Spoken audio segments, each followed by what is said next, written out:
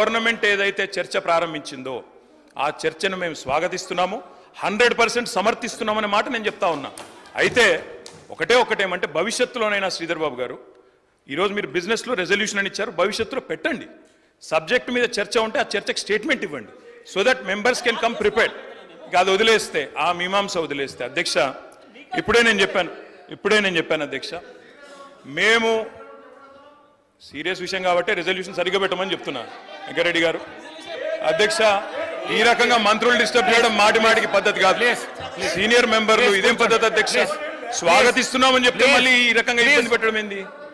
ఇంత ఓపిక లేదేమో అధ్యక్ష. వెంకరెడ్డి గారు ప్లీజ్ కూర్చోండి. అధ్యక్ష ప్లీజ్ నేను ఇస్తాను, కూర్చోండి. అధ్యక్ష మేము క్లియర్ గా చెప్పేది, మేము అధ్యక్ష అధికార పక్షంలో ఉన్నా, ప్రతిపక్షంలో ఉన్నా, ఏ పక్షంలో ఉన్నా మేము తెలంగాణ ప్రజల పక్షం అధ్యక్ష.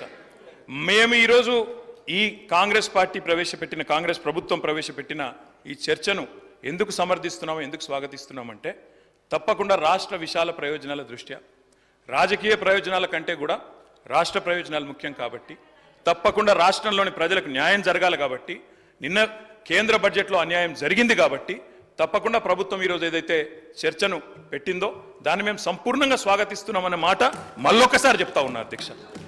ఇప్పటిదాకా శ్రీధర్ బాబు గారు మాట్లాడిన మాట, అక్కడ మేము 10 సంవత్సరాల నుండి మేము చెప్పింది అదే అధ్యక్ష, కొత్తదేమీ లేదు. అయితే వారు చెప్పిన దానిలో ఒకటి ఏమన్నారు అధ్యక్ష, వారు తెలంగాణ అన్న పదమే నిన్న బడ్జెట్ స్పీచ్లో వినబడలేదు అన్నారు. వాస్తవం, మీరు చెప్పేది కరెక్ట్ శ్రీధర్ బాబు గారు. ఎందుకు వినబడలేదు అధ్యక్ష? ఆనాడు ఉమ్మడి ఆంధ్రప్రదేశ్లో ఇదే శాసనసభలో తెలంగాణ అన్న పదం నిషేధించారు. ఈరోజు అధ్యక్ష పార్లమెంట్లో తెలంగాణ అన్న పదం లేదు అంటే దానికి కారణం ఒక్కటే అధ్యక్ష, అక్కడ బీఆర్ఎస్ లేకపోవడమే కారణం తప్ప ఇంకోటి కానే కాదు.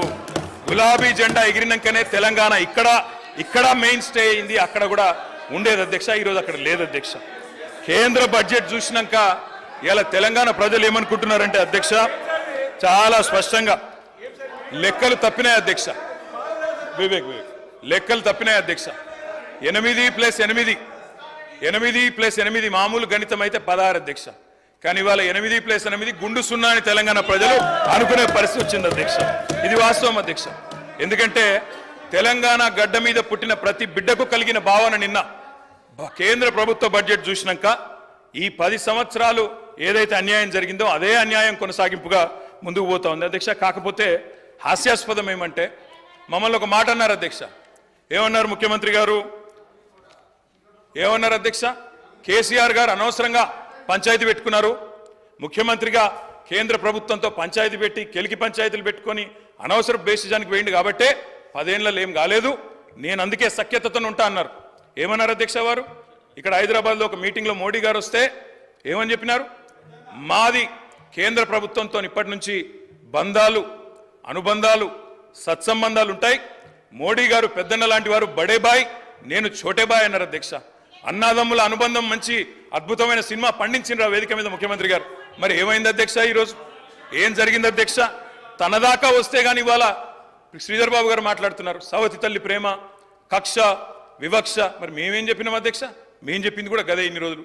ఇప్పుడు మీ దాకా వస్తే మీకు తత్వం అర్థమైంది. వాళ్ళు ఎట్లా వ్యవహరిస్తారో, ఎన్నిసార్లు తిరిగినా, ఎక్కే విమానం దిగే విమానం అన్నట్టు 20 సార్లు ఢిల్లీలు దిగినా ఆడ ఏం జరగదన్న విషయం ఇప్పుడు అర్థమైంది మీకు. ఇప్పటికైనా వాళ్ళ తత్వం బోధపడ్డందుకు చాలా సంతోషం అధ్యక్ష. కాకపోతే మాకు మీలాగా కొన్ని అలవాట్లు లేవు. మేము ప్రయత్నం చేసినాం, చాలా పనులు కూడా సాధించినాం. ఏమేమి సాధించినామో కూడా మీకు చెప్తాను. కానీ ఇతరులు సాధించింది మా ఖాతాలో వేసుకునే అలవాటు మాకు లేదు. కేంద్ర ప్రభుత్వం, ఆనాడు రాష్ట్ర ప్రభుత్వం, మేమందరం కూడా కొట్లాడి ఎలివేటెడ్ కారిడార్లు, రక్షణ శాఖ భూములు, ఇవన్నీ మా ప్రభుత్వ హయాంలో వర్క్ జరిగితే కాగితం మీరున్నప్పుడు వస్తే మేము సాధించినామని గొప్పలు చెప్పుకున్నారు. పర్వాలేదు, ఏం పర్వాలేదు.